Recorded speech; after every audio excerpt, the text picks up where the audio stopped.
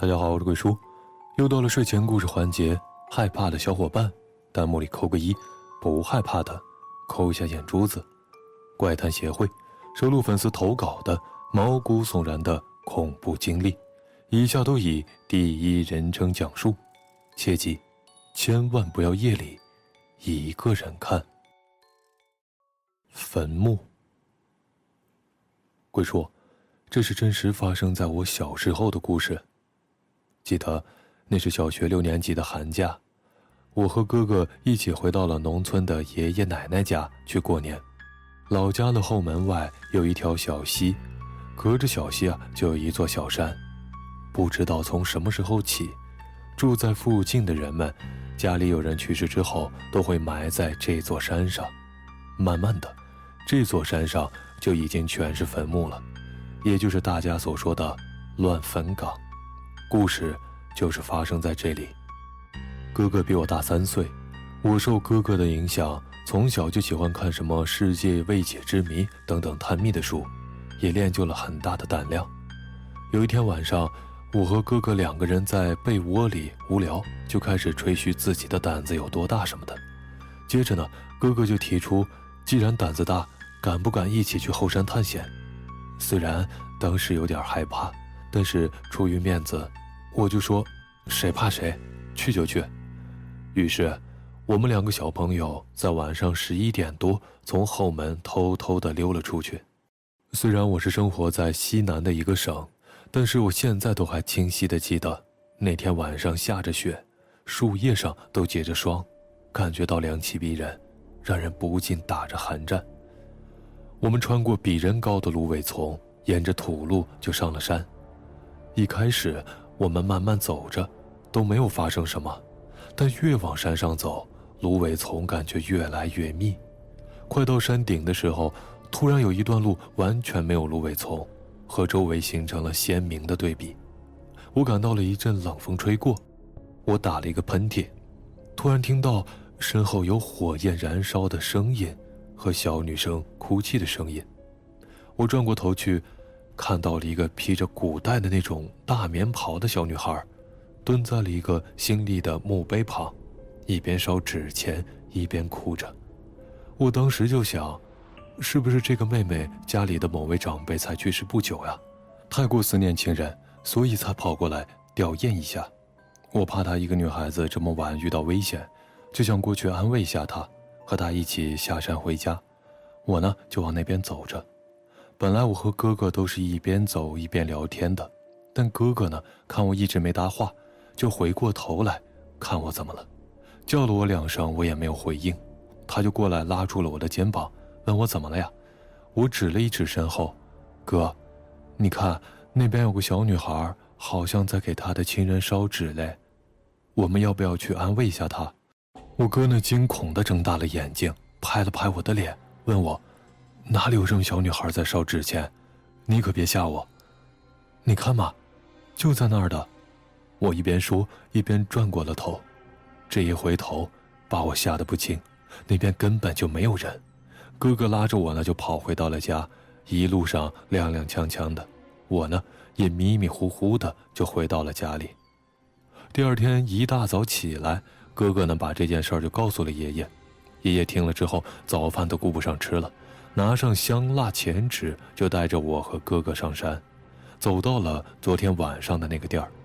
我定睛一看，那边哪有什么新立的墓碑啊，赫然就是一个很陡的山崖。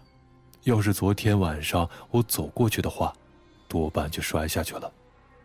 爷爷对着那边又是烧香又是磕头，嘴里还振振有词的。接着我们就回家了。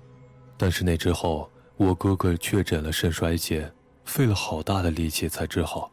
具体什么情况我也不是很清楚，但哥哥在痊愈后不久，我就确诊了过敏性紫癜，但是去医院查了过敏源，完全没有查出来，最后也是住了很久的院才治好。我也不知道这后面的生病和这件事儿有没有关联。原本故事到这里就应该结束了，但是就在今年，我们家附近呢进行旅游区开发，需要从那座山那边开路。周围的人家都把山上的坟墓迁到了当地部门安排的公墓里面，我们家也不例外。但是我上次回家的时候听说了，就在那个山崖下挖出了一个古代的墓，而那墓里面有一个女性尸骨。听到这儿，这让我不禁地打了一个寒战。贵叔，现在想起这件事儿来，都还是有点后怕的。医院，这是发生在我小学时候的事儿了，也不是撞鬼经历，就是非常的诡异。当时是在老家的医院，医院也蛮大的那种。然后呢，我亲戚和我的家长在那里上班，我休息日就会去玩。当时亲戚的办公位置是在4楼，这个记得很清楚。医院里头有很多很多的楼梯，大的小的，还有消防专用，还有货梯，旁边的一大堆。但我亲戚的那个办公室，除了办公室左边的那个走廊的梯口是拿锁给锁住的。当时我呢和我表弟很喜欢去5楼玩，因为5楼有艾灸室，还有那种大平台。一般我们都直接坐最右边里边的那个电梯上去。出现奇怪事情的那天也是如此。我俩坐电梯上去，他开门以后，面对的是一个装药的房间。对了，那个位置往右边，里面还有手术室，艾灸室就在最里面那儿。那天我们上去之后，平时正对着的电梯门的那个房间开着一个缝儿，当时调皮，我表弟就带着我进去看了。结果看到的情景我到现在都没忘掉，一群大人戴着口罩装着药，突然齐刷刷地盯着我们，就也不知道为什么就感觉那群大人很奇怪，给我的感觉是恐怖，感觉很高大，恐惧感一下拉满。当时我撒腿就跑，跑到艾灸室找到了我们认识的叔叔，当时里面绝对有人在治疗做艾灸。我为什么这么笃定？当时里面很吵的状态，感觉人很多。艾灸室里一进去，台子上也是一个很大的那种解剖掉的人体模型。我呢就找叔叔喊他，他就跟没看到我一样，在那儿对着床治疗。我就又跑到门口看我的表弟过来没，去门口拉他进来，接着转身，就这一小会儿，短短几秒，结果再一看，艾灸室里一个人影都没，安静极了。我当时就吓哭了，跟我表弟说刚才还有人的，就突然不见了。表弟什么话都没说，直接拉着我一路的找楼梯。我俩呢也不敢去那个经常坐的电梯了，而是闷着头跑，找到了一个小过道里的楼梯就跑了下去。但是后来想想就很不对劲儿，这个楼梯不是那个一直锁着的吗？后来我叔叔还说我俩就跟中邪了一样，特别是我那个表弟，回家以后一直的哭闹，还发了高烧。到现在我也想不明白，当时废弃锁着的楼梯为什么打开了呢？还有我看到的消失的人群和转眼不见的叔叔，难道是存在于另一个平行空间吗？这件事后，我对巨物产生了恐惧症。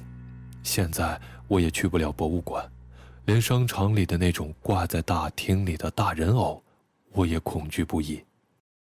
再后来，叔叔呢也不在医院工作了，我也搬到了新的城市上学。对于医院，成为了我绕不开的童年阴影。好了，本期结束，喜欢的小伙伴欢迎订阅。如果你也有让你无法解释甚至毛骨悚然的经历，或者身边人的恐怖遭遇，欢迎投稿给鬼叔。下期不见不散。